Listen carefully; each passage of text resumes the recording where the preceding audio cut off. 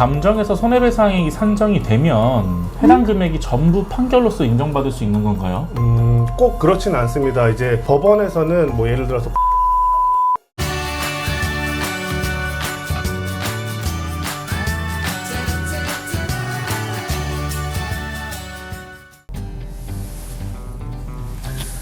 예, 안녕하세요. 법무법인 상지의 김종엽 변호사입니다. 네, 안녕하세요. 곽경도 변호사입니다. 예, 오늘은 일조권과 관련해서 지난번에 다루었던 주제에 조금 더 깊이 들어가서 일조권 분쟁, 즉 일조권 소송의 절차와 내용을 알아보고 특히 상업지역에서 일조권은 어떠한지에 대해서 곽경도 변호사님과 함께 이야기를 나누어 보려고 합니다. 변호사님, 지난번 영상에서 일조권 분쟁과 관련해서 공사중지 가처분과 일조권 침해에 따른 손해배상 청구가 있다라고 말씀을 하셨는데요. 일조권 소송은 어떤 식으로 진행이 되나요? 네, 먼저 일조권 소송은 첫 번째로는 이제 소재기 전에 사감정, 일조 시뮬레이션 조사라고 하는데요. 그 조사 단계가 있고, 그리고 두 번째로는 이제 소장을 접수하고 이제 감정 신청을 하는 이제 법원에서 진행되는 단계가 있고, 그 이후에 이제 법원 감정조사 및 감정서가 이제 제출이 되면 이에 대해서 이제 청구 취지를 확장을 하고 또 감정 보완 신청을 하는 단계, 그리고 최종적으로는 이제 변론을 해서 정리를 하고 판결이 선고되는 단계로 이렇게 나눌 수 있을 것 같습니다. 네, 일반적인 민사소송과는 달리 비교적 복잡하게 진행되는 소송인 것 같은데 각 단계에 대해서 자세하게 설명을 좀 부탁드립니다. 먼저 그러면 이제 소재기 전 단계, 즉 이제 일조 시뮬레이션 조사 단계를 설명을 드리면, 이 단계에서는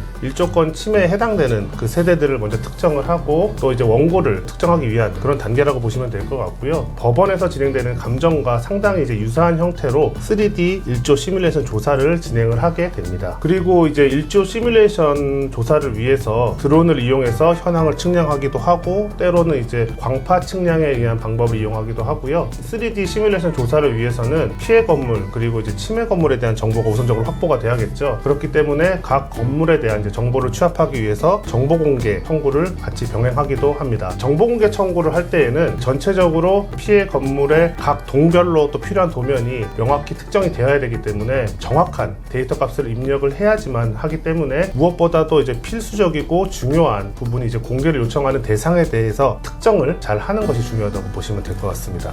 네, 그럼 요약하면은 소재기 전에 시뮬레이션 단계에서는 먼저 현장을 방문하고 선행조사를 먼저 한 후에 조사 계획을 수립을 하고, 그렇죠. 정보 공개 청구를 신청을 하고 도면을 확보한 다음에 1차 조사 및 2차 조사를 거쳐서 최종 보고서를 제출하는 과정을 거쳐야 되는 것으로 보면 되겠네요. 네, 맞습니다. 그렇다면 법원에 소장을 제출하고 나서는 어떤 단계를 거쳐야 되나요? 말씀하신 것처럼 시뮬레이션을 통해서 특정된 세대를 원고로 해서 이제 소장을 제출하게 되는데, 그리고 나서는 또다시 이제 시뮬레이션 조사 자료를 기초로 해서 법원에 이제 감정 신청을 하게 되고요. 감정 신청의 내용을 좀 간략히 설명드리면, 신축된 침해 건물로 인해서 이제 원고들이 거주하는 피해 건물에 발생한 일조 방해 정도, 그리고 그 방해에 따른 손해배상액을 감정해 달라, 이런 취지로 이제 감정 신청을 하게 됩니다. 네, 이렇게 이제 원고들이 신청한 이제 감정 신청서가 채택이 되고 나면 법원에서는 이제 통상적으로 3인 3명의 이제 감정인 후보자를 지정하게 되고, 원고와 피고가 이제 각자 각 후보자들에 대한 적정성 여부를 검토하고 감정인 지정에 관한 의견서를 제출을 하면, 법원이 이제 원고 의견도 듣고 또 피고 의견도 들어가지고 적당한 이제 법원 감정인을 지정을 하게 되고, 그래서 이제 법원 감정 절차가 지속적으로 진행이 된다, 이렇게 보시면 될 것 같아요.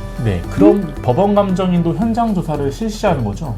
네, 맞습니다. 법원 감정인도 당연히 이제 저희가 소재기 전에 했던 시뮬레이션 단계에 유사하게 법원 감정 조사를 할 때 이제 현장 조사를 수반하고 있고, 법원 감정인뿐만 아니라 이제 감정인의 보조인들, 뭐 감정팀이라고도 하는데, 이런 감정팀들이 현장에 와서 이제 감정을 하기 전에 감정 착수 회의를 먼저 실시를 하고, 또 이제 피해 건물, 침해 건물에 대한 현장 조사, 그리고 조사 이후에는 조사된 자료를 가지고 감정서를 만들기 위한 정리 작업을 하게 되죠. 그래서 이제 최종적으로는 법원에 감정서를 제출하는 그런 과정을 거치도록 하고 있습니다. 그리고 이제 이렇게 법원 감정서가 이제 법원에 제출이 되고 나면 원고와 피고가 이제 감정서에 대한 검토를 각자 거치게 되고요. 또 이제 감정서를 거쳐서 뭐 일부 감정이 누락된 부분이 있거나 또는 미흡한 부분이 있다라고 하면 이제 감정 보완 신청이라는 것을 하게 되는데, 또 감정 보완 신청이라는 것 이외에도 사실조회 신청을 하기도 합니다. 그리고 이제 원고 같은 경우에는 감정서에 기재된 이제 손해배상액이 있을 거거든요. 그럼 이제 손해배상액을 기초로 해서 소장에서 이제 청구했던 금액보다 증가된 경우에는 청구 취지를 이제 확장하는데, 이게 바로 청구 취지 및 원인 변경 신청서의 제출,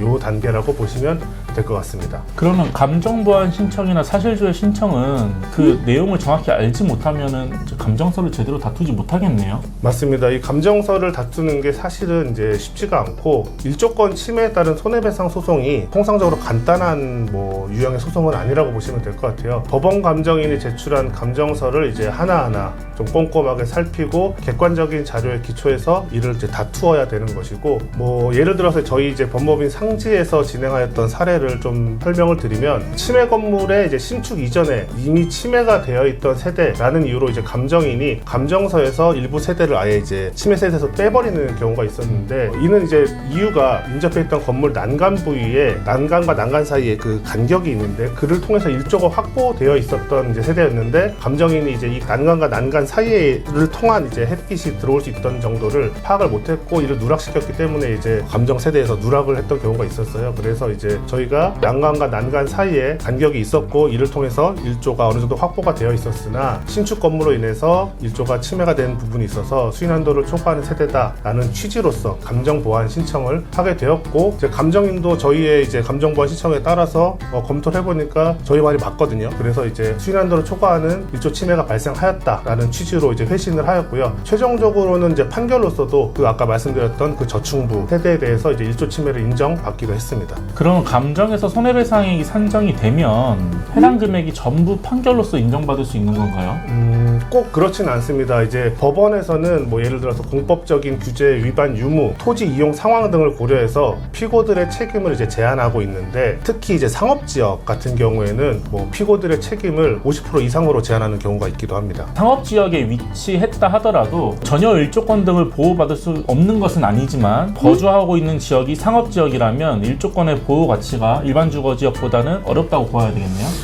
네, 그렇죠. 상업지역으로서 지정된 시기 그리고 주변의 거주 환경이 일반 주거지역과 이제 동일하게 취급할 수 있을 정도로 주거용 건물이 밀집하게 되어 있는지 여부, 그리고 가해 건물의 용도, 피해 건물의 용도 등 여러 사정을 고려해서요, 일부 손해배상을 인정해준 판결이 있습니다. 다만 이 경우에도 이제 일반 주거지역에 비해서는 배상 금액이 매우 적은 것이 이제 일반적인 판례의 경향이라고 보시면 될 것 같습니다. 최근에 이제 저희 법무법인 상지에서 이제 진행을 해서 이제 최종 판결까지 선고된 사례를 설명을 드리면, 이 사례 경우에도 이제 일조권 침해 대상 피해 건물이 이제 상업지역에 위치한 아파트였고요. 저희 상지에서 이제 기존 일조가 확보되었던 그 사정이 있었고, 또 신축으로 인해서 이제 수인한도를 초과한 일조 침해 세대가 상당히 증가했다라는 점 등을 이유로 피해 금액이 다 인정되어야 된다고 적극적으로 주장을 하였고, 해당 재판부에서도 이제 이 아파트, 피해 아파트의 세대들이 이제 상업지역임에도 불구하고 상당히 예외적으로 감정서에 기재된 이제 손해배상액에서 약 한 70% 정도까지 인정된 이제 판결을 받기도 하였습니다. 결국 일조권 소송에서 잘 다투고 판결을 잘 받기 위해서는 일조권 소송에 대한 이제 풍부한 경험이 무엇보다 우선시되어야 될 것 같습니다. 특히 일조 분쟁이나 하자 분쟁과 같이 이제 수십 명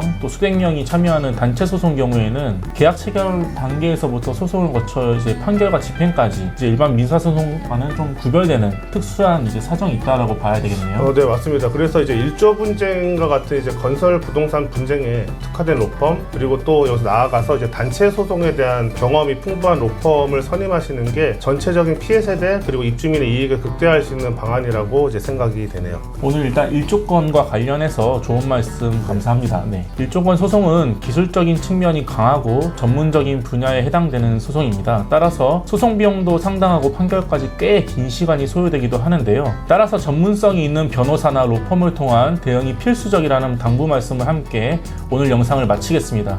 시청해주셔서 감사합니다.